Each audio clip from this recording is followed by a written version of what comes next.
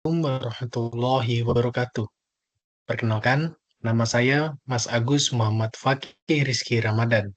NIM 2402010200747. Program studi PJJ S1 Manajemen. Dalam kesempatan kali ini, saya akan memaparkan video presentasi ujian tengah semester mata kuliah Organizational Behavior. Saya akan menjelaskan tentang fenomena quiet quitting yang umumnya terjadi pada Gen Z. Langsung saja ke materinya.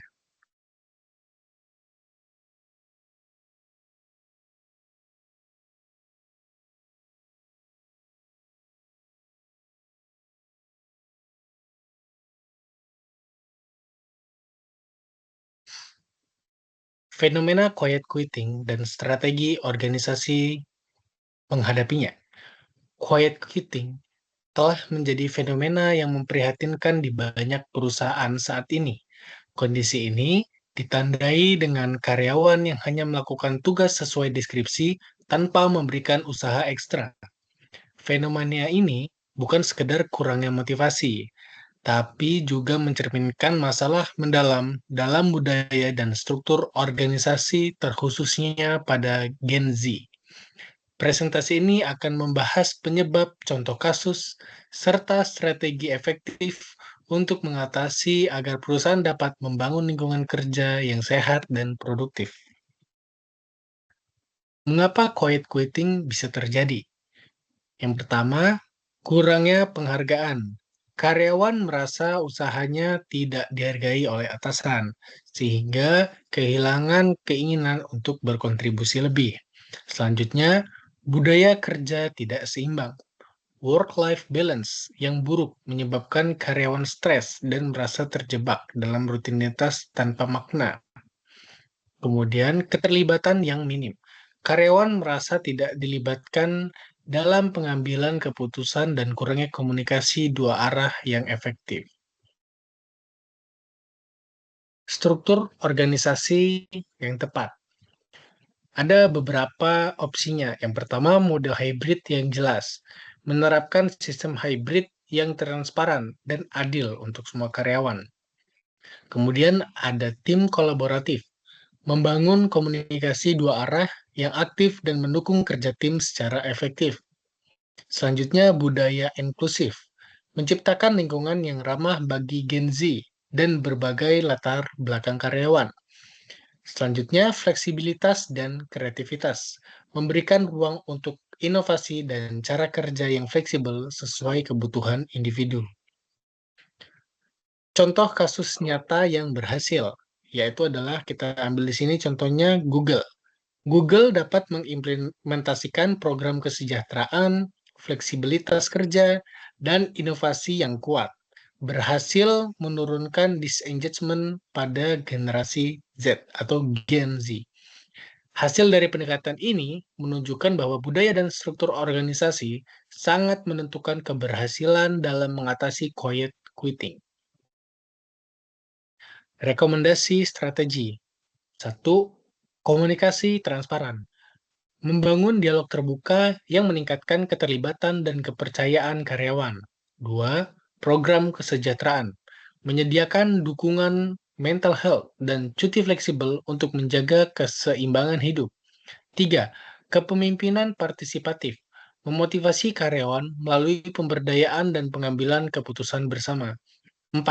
Jalur karir jelas. Memberikan kejelasan pengembangan karir yang mendorong motivasi dan loyalitas.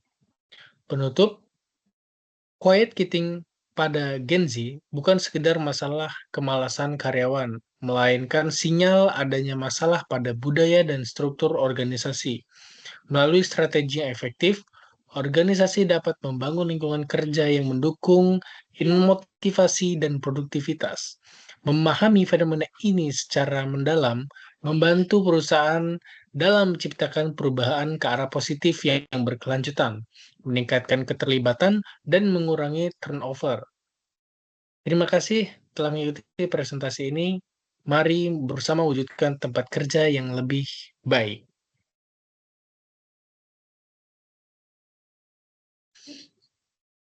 Demikianlah pemaparan saya tentang fenomena quiet quitting yang umumnya terjadi di generasi Z atau generasi Z.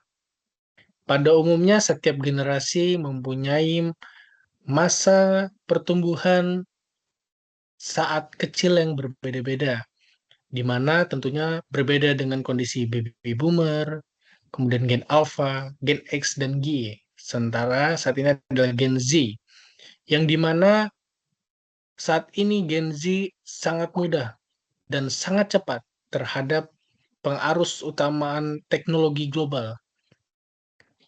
Yang kita tahu pada generasi baby boomer itu mereka masih memiliki struggling yang kuat, dalam artian mereka masih belum memiliki informasi dapat ataupun mendapatkan informasi secara mudah.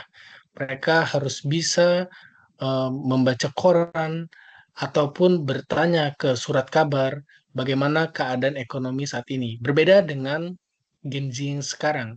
Gen Z itu sangat mudah mendapatkan informasi cukup dengan tablet ataupun handphone, dengan sekali ketikan sudah bisa mendapatkan informasi secara global. Itulah yang membedakan atau membentuk pola pikir dan pola kerja Gen Z, di mana dengan kemudahan instan yang bisa didapatkan, ternyata belum tentu bisa diterapkan secara kesinambungan terhadap dunia kerja. Kepraktisan itu tidak selaras dengan kenyataan pada dunia kerja. Dan kita khususnya harus bisa beradaptasi dengan lingkungan kerja kita. Demikian yang dapat saya sampaikan pada pemaparan video presentasi ujian tengah semester mata kuliah Organizational Behavior. Demikian disampaikan. Mohon maaf bila ada kurang. Assalamualaikum warahmatullahi wabarakatuh.